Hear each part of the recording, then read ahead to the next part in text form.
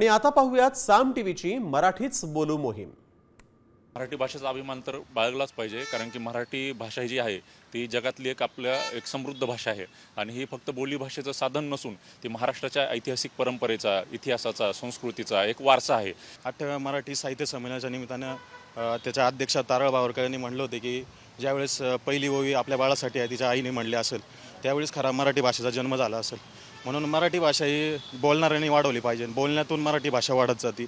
मराठी ही फक्त आपली एक भाषा नसून ती आपली संस्कृती आहे आणि आजकालची राजकारणाची परिस्थिती बघितलं तर मराठी फक्त घोषणांपुरती मर्यादित राहिलेली आहे।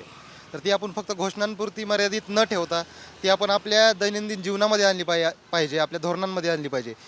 ज्या भाषेत संतांनी ज्ञान दिलं, ज्या भाषेत महाराष्ट्राच्या मातीत संस्कार रुजले गेले आणि ज्या भाषेत स्वराज्याची शपथ घेतली गेली ती भाषा म्हणजे मराठी।